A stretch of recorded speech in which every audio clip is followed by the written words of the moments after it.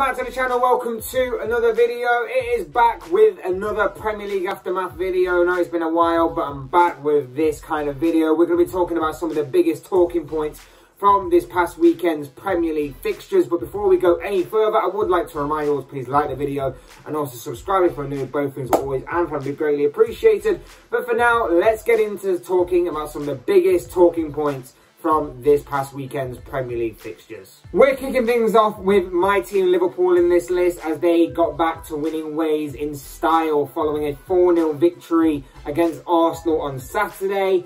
Sadio Mane, Diogo Jota, Mohamed Salah and Takumi Minamino were all among the goals as Liverpool absolutely thrashed Arsenal this weekend. Going into the game, many people were claiming that this might be the perfect time for Arsenal to go away at Anfield and actually get something from this game. Liverpool's past league defeat to West Ham, Arsenal's good run of form themselves, and the injuries that were building up for Liverpool, particularly in the midfield area, were all seen as potential weaknesses for Liverpool to have to contend with. But as has become the norm whenever these two teams meet, particularly at Anfield, Arsenal tend to get thumped and thrashed there, and of course on Saturday it was no exception. The game truly sparked into life after the opening half an hour when there was a touchline war of words, a heated altercation between both managers Jurgen Klopp and Mikel Arteta, and from there the game really did spring into life. Before that, Liverpool were a bit sleepy, Arsenal were pretty good, they executed their game plan really well, but then Liverpool sparked into life after that and went on to execute their own game plan to perfection. And had it not been for Aaron Ramsdale and the Arsenal goal, the goal deficit could have been much wider than it actually was. But Liverpool would have to settle for a 4-0 victory and a clean sheet nonetheless. Mane, Jota, Salah were all firing on all cylinders on this game, and Trent Alexander-Arnold as well put in another ridiculously outstanding performance, providing 2 assists as well. It was definitely a very comfortable day at the office for Jurgen Klopp's side. Next up, we're talking about Manchester City, who in response to Liverpool's victory on Saturday, responded with their own victory against Everton on Sunday, as Pep Guardiola's side came out as 3-0 winners.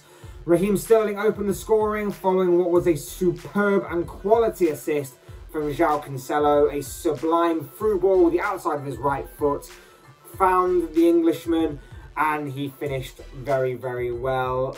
By the way, what a season João Cancelo is having. As a makeshift left-back, he has been putting in some superb and high-quality and high-standing performances so far for City this season. A very consistent player and arguably one of the players of the season so far. Truly phenomenal is João Cancelo. Rodri then doubled City's lead in the second half with an absolute fierce and worldy strike of his own. Seriously, this guy does not score boring goals at all. Watch this goal if you haven't. It was absolutely beautiful. A beautiful combination of both power and accuracy. A worldie of a goal. And Bernardo Silva rounded off the performance with adding City's third.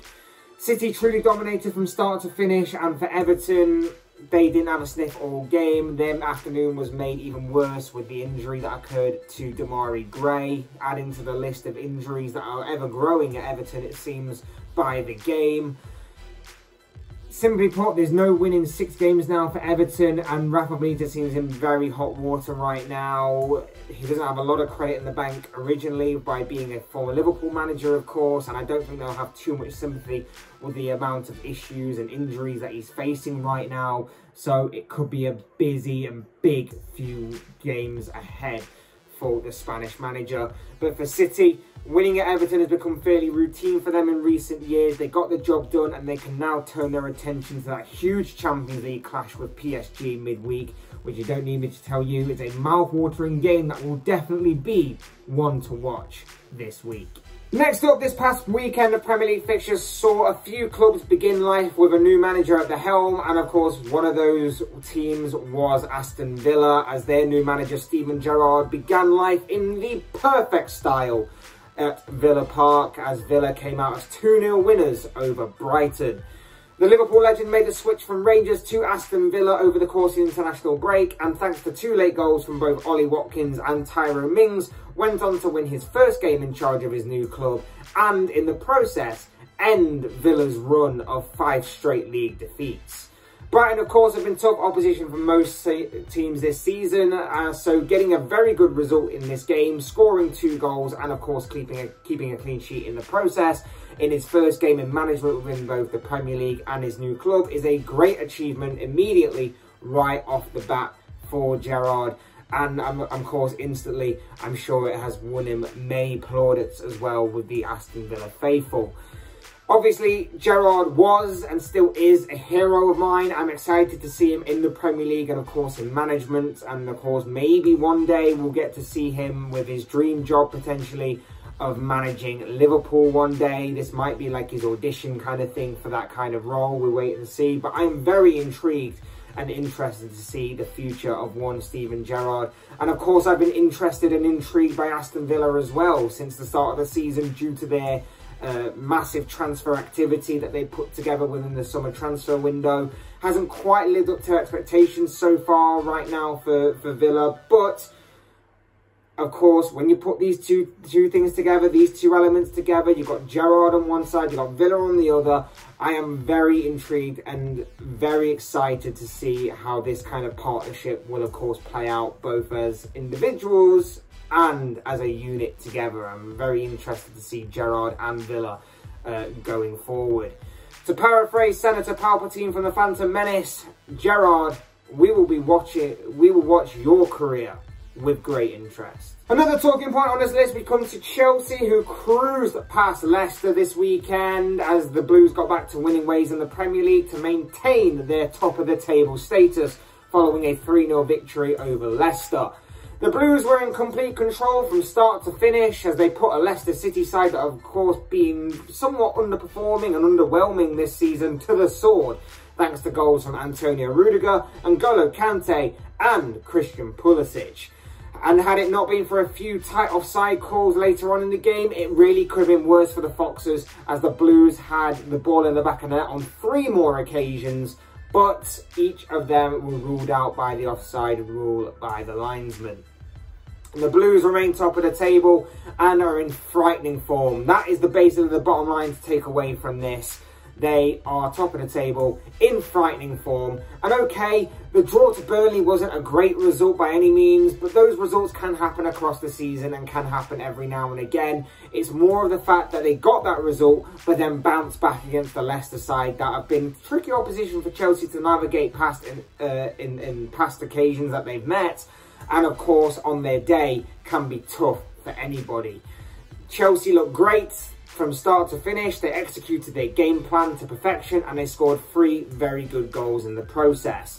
They may have had a few injuries to contend with this season, in particular in attacking areas, the likes of Timo Werner and of course Romelu Lukaku, but you can argue that they don't really need them. Yes, they are returning to fitness and they will be making their returns to the squad very, very soon, but they will just seemingly add to Chelsea's strength and depth and will make them even more of a frightening side to face going forward. The real question for me is, how far will this Chelsea side go this season and who can stop Thomas Tuchel's side? I'd love to know your thoughts and comments about those kind of questions in the comment section below. On the other side of the coin, about Leicester and Brendan Rodgers, questions may need to start being asked of both of these.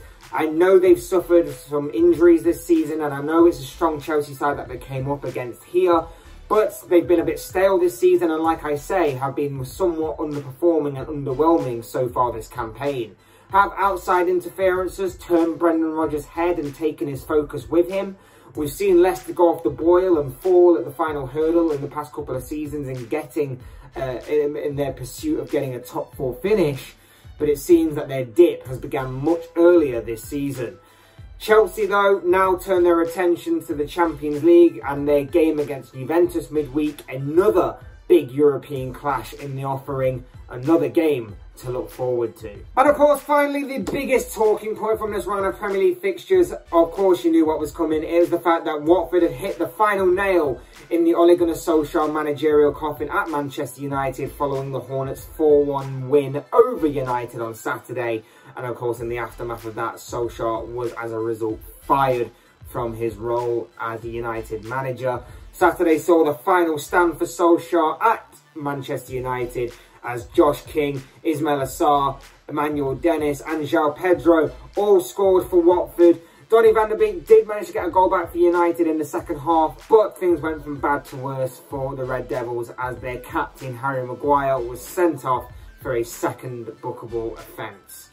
Look, this story's been told and retold over and over again throughout its entirety. I'm not gonna go too much over old ground on this. It's been well documented, this entire story. I did also a video yesterday on the whole Solskjaer sacking, so if you haven't already, go check that out. But ultimately, I think it had to be done. I would have loved to have seen Solskjaer continue his reign as United manager. Of course I would, because United were heading in a downward spiral and I was enjoying every minute of it. But United saw fit to give him the sack and are now looking for a replacement. Michael Carrick will take charge for the immediate future as a permanent replacement is being found. A lot of names have been thrown around, the likes of Mauricio Pochettino, Zinedine Zidane, Eric Ten Hag and Brendan Rodgers. It'd be interesting to see which direction United go. But again, this reeks of poor timing, especially with an international break just been and gone. It's obviously an ownership and a power hierarchy that have got problems within it. And of course, United have got problems within them as a fan base with the power hierarchy. I can sympathise with United for having those kinds of underlying problems at their club. I personally hate that kind of problem. And even though they are rivals, I can sympathise with them in that aspect. It'll be interesting to see, like I say, where United go from here. But this next managerial appointment is a massive one. They have to get it right. Simple as that. But as I always say, these are just the thoughts, comments, opinions, predictions, whatever you want to call it, of this guy. I want to know what you guys think. What did you make of this weekend's round of Premier League fixtures? What did you make of the massive talking points to come out from all of those results? I would love to know your thoughts, comments, opinions, predictions, whatever you want to call it, down below in the comment section. I'm sure it'll all make for interesting reading. Otherwise, hit that like button on the way. If you enjoyed the video, subscribe if you're new or want to see more content like this. Both things always and fun be greatly appreciated. And as always, thank you all so much for watching and listening. I've been Fletch. This has been another Premier League Aftermath video, and I will see and speak to you all again soon in another video.